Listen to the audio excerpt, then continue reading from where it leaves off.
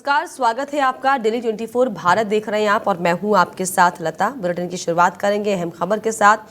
राज्य स्थापना दिवस पर 9 नवंबर को प्रधानमंत्री नरेंद्र मोदी सैन्य धाम के लोकार्पण के लिए देहरादून पहुंच सकते हैं। सैनिक कल्याण मंत्री गणेश जोशी के मुताबिक मुख्यमंत्री पुष्कर सिंह धामी ने पीएम से इसके लिए समय मांगा है। देहरादून के गुनियाल गांव में सैन्य धाम का निर्माण किया गया है। इसमें 1734 बलिदानियों के आंगन की मिट्टी और प्रदेश के 28 पवित्र नदियों का जल अमर जवान ज्योति के मुख्य स्तंभ में प्रतिस्थापित किया गया है। सैन्य धाम में कई सैन्य उपकरण भी रखे गए हैं। सैनिक कल्याण मंत्री के मुताबिक सैन्य धाम निर्माण का काम करीब पूरा हो चुका है। इसका निर्माण बलिदानियों के प्रति सम्मान, सेना के शौर्य, पराक्रम व गौरवशाली इतिहास को संजोकर रखने के उद्देश्य से किया गया है। इसके लोकार्पण में पीएम के शामिल होने को लेकर विभाग की बैठक ली गई है। मुख्य सचिव आनंद बर्धन ने भी सैन्य धाम का निरीक्षण किया। सैनिक कल्याण मंत्री ने कहा कि आज वो भी सैन्य धाम का निरीक्षण कर कार्यों का जायजा लेंगे। मुख्यमंत्री पुष्कर सिंह धामी ने गोवर्धन पूजा के पावन अवसर पर गौ माता का पूजन कर उनकी सेवा की है। उन्होंने कहा कि ये पर्व भक्ति, प्रकृति संरक्षण और पशुधन के सम्मान का प्रतीक है। भगवान श्री कृष्ण ने गोवर्धन पर्वत की धारण लीला के माध्यम से ये संदेश दिया है, प्रकृति की रक्षा ही सच्ची भक्ति है। मुख्यमंत्री ने प्रदेशवासियों के सुख, शांति और समृद्धि की कामना करते हुए सभी को गोवर्धन पूजा की शुभकामनाएं दी। मुख्यमंत्री ने सभी से अपील की है कि हम सभी मिलकर गायों की सेवा, सुरक्षा और संरक्षण के लिए प्रयास करें। उन्होंने कहा कि राज्य सरकार निराश्रित गौवंश के लिए गौ सदनों के निर्माण और संचालन को बढ़ावा दे रही है। देहरादून जिले के आपदाग्रस्त क्षेत्र शैस्त्रधारा में जिलाधिकारी सविन बंसल ने जिले के वरिष्ठ अधिकारियों के साथ मौके पर पहुंचकर निर्माण कार्यों की समीक्षा की है। इस दौरान डीएम ने कई विभागों की क्षतिग्रस्त परियोजनाएं, सड़क बहाली और रेस्टोरेशन कार्यों का फीडबैक भी लिया। जिलाधिकारी ने ग्राउंड जीरो पर सभी विभागों के अधिकारियों को मौके पर ही तलब किया है और विभागवार पुनर्निर्माण कार्यों की गहन समीक्षा की। बैठक के दौरान उन्होंने स्थानीय जनप्रतिनिधियों और क्षेत्रवासियों से भी विस्तार पूर्वक जानकारी ली और उनकी समस्याएं सुनकर संबंधित विभागों को आवश्यक दिशा निर्देश दिए हैं। देखिए, हमारे लास्ट मानसून सीज़न में क्यारली गार्ड, मझेड़ा और जो हमारी जो ऊपर की बेल्ट है, सिरोना, छमरौली, फुलेत, ये एरिया अत्यंत प्रभावित हुआ था। यहाँ पे हमारी फर्स्ट प्रायोरिटी थी कि जो सर्च एंड रेस्क्यू अभियान, जो लाइफ लॉसेस हैं, एसेट लॉसेस हैं, उनको प्रिवेंट करना। कोई स्ट्रैंडेड हैं लोग, उनको इवैक्यूएट करना, जिनके घर क्षतिग्रस्त हो गए हैं या वल्नरेबल हो गए हैं, उनको सेफ लोकेशंस पे सेटल करना और उसके बाद उनकी जो राशन सप्लाईज़ हैं, मेडिकल इमरजेंसीज़ हैं, उनको एड्रेस करना। उसके पश्चात सेकंड स्टेप होता है कि अब किस तरह से हम रिहेबिलिटेट कर सकते हैं उनको, उनके जो लॉसेस हैं उनको त्वरित रूप में मुआवजा प्रदान करना। ये सारी प्रक्रिया अभी संपादित की गई और अब हमारा लॉन्ग टर्म रिस्टोरेशन चल रहा है। ऑनरेबल सीएम जो आपदा के प्रति काफ़ी संवेदनशील हैं और गत दिवस उनका कल ही यहाँ पर मौका मुआयना भी किया गया था प्रभावितों के साथ। जो उनके कंसर्न्स थे, ग्रीवेंसेस थे, उनको भी साझा किया गया था। और इस पर ज़्यादा जानकारी के लिए मेरे सहयोगी अस्कारी जाफरी मेरे साथ जुड़ गए। अस्कारी, डीएम ने जो है आपदाग्रस्त क्षेत्र का जायजा लिया है, लोगों से बातचीत की, अधिकारियों से बातचीत की, क्या कुछ जानकारी इसको लेकर? देखिए लता, बिल्कुल जिलाधिकारी देहरादून ग्राउंड जीरो पर है। जब से सहस्त्रधारा में आपदा आई थी तो पूरी नजरें बनाए हुए हैं, इसी को लेकर के समीक्षा बैठक की गई थी। तमाम जो संबंधित अधिकारी हैं उनको साथ में रख करके समीक्षा बैठक की गई है। इसमें खासतौर से अगर हम बात करें, जो आपदाग्रस्त क्षेत्र है सेरा गाँव, उसमें खासतौर से तमाम जो निर्माण कार्य हैं उनको लेकर के क्या अभी तक के अपडेट्स हैं उनको लेकर के बातचीत की गई है। इसके अलावा जो विभागीय परियोजनाएं हैं और सड़क आदि की जो रेस्टोरेशन कार्य कहाँ तक पहुंचे हैं उसका फीडबैक लिया गया है। साथ ही जो लोक निर्माण विभाग के तमाम जो अधिकारी हैं उनको भी ये दिशा निर्देश दिए गए हैं जो आंतरिक रास्ते हैं उनको खोला जाए। और इसके अलावा तमाम जो लाखों टन मलबा उस वक्त डिजास्टर में आया था उसके लिए भी जल्द से जल्द उसको हटाने के लिए भी एक टेंडर प्रक्रिया की जो विज्ञप्ति होती है वो भी जारी की गई है और बहुत जल्द वहां से मलबा भी उठाया जाएगा। तो इसके लिए तमाम जो संबंधित अधिकारियों को खास तौर से और एकदम सख्त निर्देश दिए गए हैं कि बिल्कुल फौरी तौर पर तमाम जो राहत कार्य हैं वो भी होने चाहिए। इसके अलावा तमाम जो आपदा प्रभावित परिवार हैं उनके लिए खास बात ये की गई है कि उनको बाजारी दरों पर उनको किराए के मकान मुहैया कराने की भी दिशा निर्देश जो डीएम है समीन बंसल उन्होंने दिए हैं। तो कहा जा सकता है कि एक के बाद एक बहुत एक्शन मोड में नजर आ रहे हैं जिलाधिकारी समीन बंसल, और उनकी जिस तरह से कार्यशैली फिलहाल देखी जा रही है वो वाकई काबिल तारीफ है, क्योंकि ग्राउंड जीरो पर जाकर तमाम जो विभागीय अधिकारी हैं उनके साथ back to back review meeting भी कर रहे हैं और पूरा अपडेट एक तरह से ले रहे हैं कि किस तरह के काम जो है वो निर्माण कार्य के तहत हो रहे हैं। हाँ बिल्कुल, जिस तरीके से पूरे अपडेट्स लिए जा रहे हैं, हालांकि ऐसे में सरकारी ये भी बड़ा सवाल है, क्योंकि अक्सर हम देखते हैं जब आपदा आती है तो चाहे शहजादा का जिक्र हो, चाहे देहरादून के मसूरी के आसपास के कोई भी ऐसे इलाके जहाँ पर नदी नालों के किनारे लोग रहते हैं, लोग बसते हैं, उनकी आजीविका वहाँ पर चलती है, तो क्या सख्ताई इस पर दिखाई गई है कि वो जो है नदी किनारे ना रहें? क्योंकि सहजदारा में हमने देखा जब आपदा आई थी तो किस तरीके से जो स्टॉल्स थे नदी के किनारे बहुत ज़्यादा प्रभावित हुए थे, आसपास कई लोग वहाँ पर रहते भी थे और ऐसे कई एग्जाम्पल थे जहाँ पर नदी किनारे लोग बसे होते हैं। तो क्या इसको लेकर कोई सख्त निर्देश दिए गए हैं?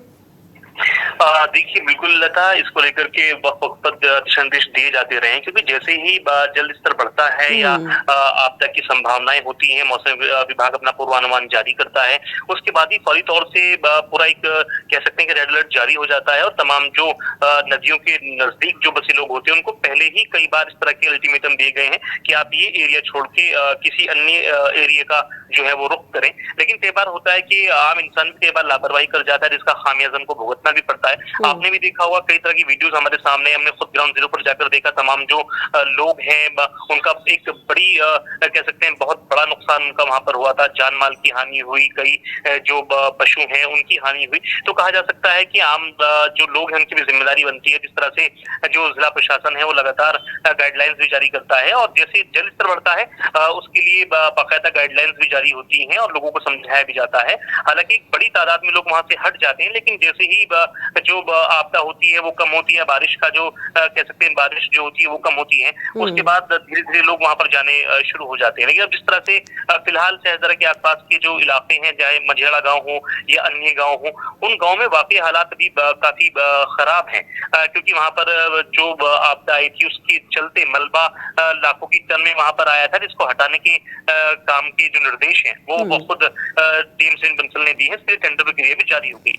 चलिए, बहुत शुक्रिया आपका इसकारी तमाम जानकारियों के लिए, तमाम बातचीत। आपको बता दें कि दरअसल जो आपदा में जो आपदाग्रस्त क्षेत्र थे, लोग थे, उनसे जिलाधिकारी ने मुलाकात की है और ग्राउंड जीरो पर जाकर जो है अधिकारियों से बातचीत की और लोगों को मदद करने के लिए और एक हफ्ते में रिपोर्ट जो है पेश करने की भी निर्देश यहाँ पर दिए गए हैं।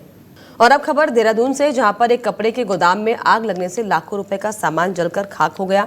घटना की सूचना मिलते ही फायर ब्रिगेड की टीम 4 फायर टैंकरों के साथ तुरंत मौके पर पहुंची और कई घंटे की मशक्कत के बाद आग पर काबू पाया गया।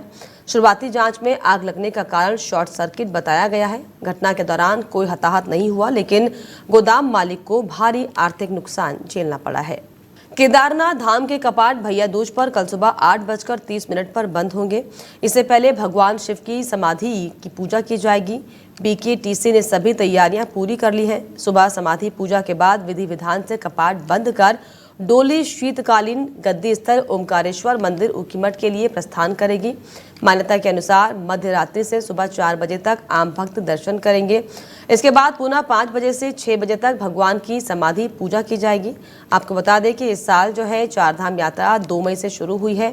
यात्रियों की सुरक्षा के मद्देनजर ऑनलाइन और ऑफलाइन रजिस्ट्रेशन की व्यवस्था भी की गई थी। गंगोत्री, यमुनोत्री, केदारनाथ और बद्रीनाथ धाम में लाखों भक्तों ने दर्शन किए। केदारनाथ धाम में रिकॉर्ड 20 लाख से ज्यादा श्रद्धालु पहुंचे, जबकि गंगोत्री और यमुनोत्री में भी 10-12 लाख यात्रियों ने दर्शन किए हैं। बद्रीनाथ धाम में भी 15 लाख से ज्यादा भक्तों ने दर्शन किए हैं। त्योहारों के इस व्यस्त मौसम में जहां प्रशासन की निगाहें शांति व्यवस्था बनाए रखने पर टिकी हुई हैं, वहीं खनन माफिया इस स्थिति का भरपूर फायदा उठाते हुए लक्सर क्षेत्र में अवैध खनन को खुलेआम अंजाम दे रहे हैं। बाणगंगा, रायसी, टांडा, महतोली और प्रतापपुर जैसे इलाकों में देर रात तक अवैध खनन का सिलसिला बिना किसी रोक टोक के चलता रहा। सबसे गंभीर बात ये कि ये पूरा खेल तहसील प्रशासन और पुलिस की नाक के नीचे हो रहा है, जिससे विभागीय लापरवाही और मिलीभगत की आशंका और भी गहरा रही है। जानकारी के अनुसार लक्सर के पचे वाली जो है मंदिर क्षेत्र स्थित बाणगंगा नदी से भारी मात्रा में खनिज दोहन किया गया, जिसे बाद में गणपति स्टोन क्रशर प्रतापपुर में स्टॉक किया गया है। स्थानीय लोगों के मुताबिक ये स्टोन क्रशर पहले भी अवैध खनन के मामलों में सुर्खियों में रहा है। बावजूद इसके आज तक संबंधित विभागों की ओर से कोई ठोस कार्रवाई नहीं की गई। खनन माफिया की ओर से रात के अंधेरे में हजारों टन अवैध खनन कर राजस्व विभाग को लाखों रुपए की चपत लगाई जा रही है। ऐसे में सवाल उठना लाजमी है कि आखिर कब तक माफियाओं को प्रशासनिक शह मिलती रहेगी और कब अपनी नींद से प्रशासन जागेगा।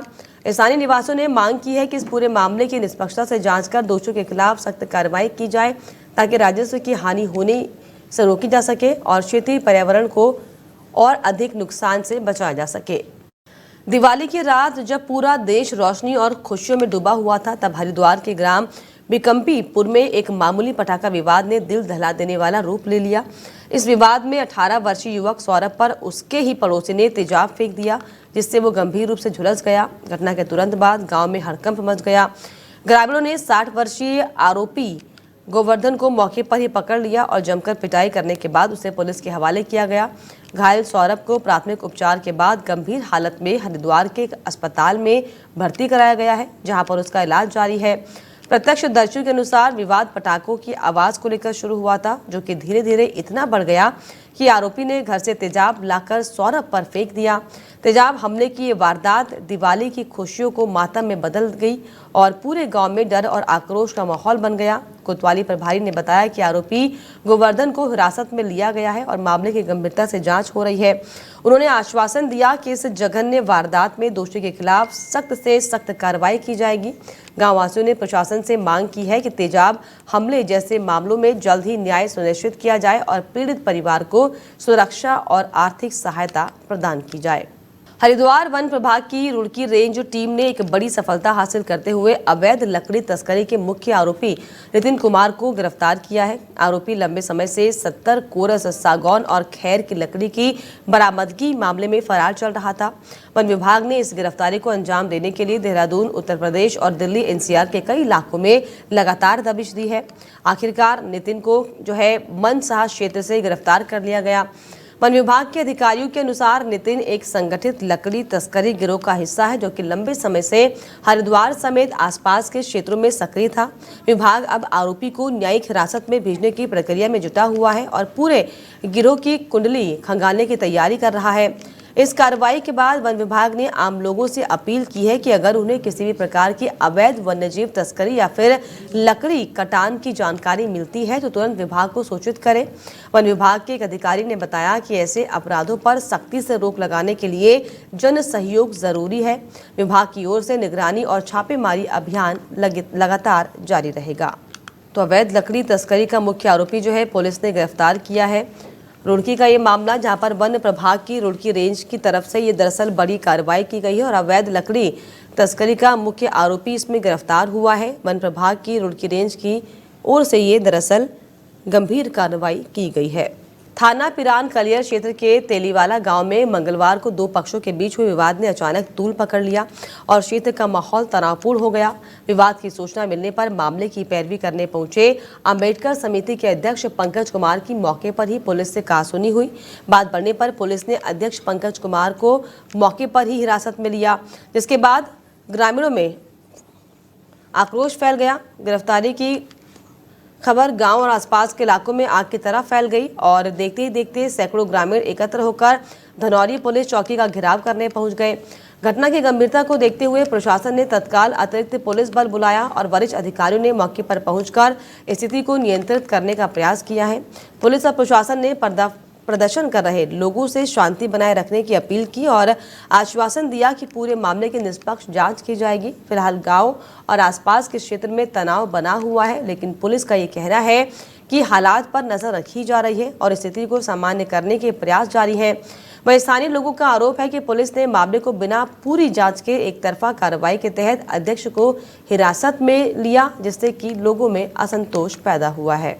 मुख्य सचिव आनंद बर्धन ने आज केदारनाथ धाम पहुंचकर बाबा केदार के दर्शन किए। इसके साथ ही धाम परिसर में चल रहे पुनर्निर्माण और विकास कार्यों का विस्तृत स्थलीय निरीक्षण किया है। इस अवसर पर उन्होंने धाम क्षेत्र में कई फेज में चल रहे निर्माण कार्यों की प्रगति गुणवत्ता और कार्य निष्पादन की समीक्षा की। मुख्य सचिव ने जिलाधिकारी प्रतीक जैन से धाम में चल रहे सभी कार्यों की विस्तृत जानकारी ली है। उन्होंने अधिकारी को निर्देश दिए कि सभी निर्माण कार्यों में गुणवत्ता, सौंदर्य और धार्मिक आस्था का विशेष ध्यान रखा जाए। उन्होंने कहा कि 23 अक्टूबर को बाबा केदारनाथ के कपाट शीतकाल के लिए बंद होने जा रहे हैं। निर्देश दिए गए कि कपाट बंद होने के बाद भी धाम क्षेत्र में सुरक्षा, सामग्री संरक्षण और बर्फबारी की स्थिति में कार्यों के रखरखाव को लेकर पूरी तैयारी रखी जाए। मुख्य सचिव ने ये भी कहा कि अब से ही अगले वर्ष की यात्रा की तैयारी प्रारंभ कर दी जानी चाहिए। सभी व्यवस्थाओं की पूर्व योजना तैयार की जाए ताकि अगले यात्रा सीजन में यात्रियों को और भी बेहतर सुविधाएं मिल सके। उन्होंने बिजली, पेयजल, स्वास्थ्य, संचार, परिवहन, सुरक्षा और आपदा प्रबंधन से जुड़े विभागों के बीच समन्वय को और मजबूत करने पर बल दिया है। नहीं, इस बार देखिए काफ़ी संख्या में तीर्थालु आए हैं इस सीजन में, और कल बाबा केदार का कपाट बंद हो रहा है। अभी जितने कार्य चल रहे हैं सबों का भौतिक निरीक्षण किया गया और हमारी कोशिश रहेगी कि आगामी सीजन प्रारंभ होने के पहले सारे कार्य हमारे पूरे हो जाएं। नहीं, इस बार देखिए काफ़ी। और इसी के साथ इस बुलेटिन में फिलहाल इतना ही। देश और दुनिया की तमाम खबरों के लिए आप देखते रहिए दिल्ली 24 भारत। नमस्कार।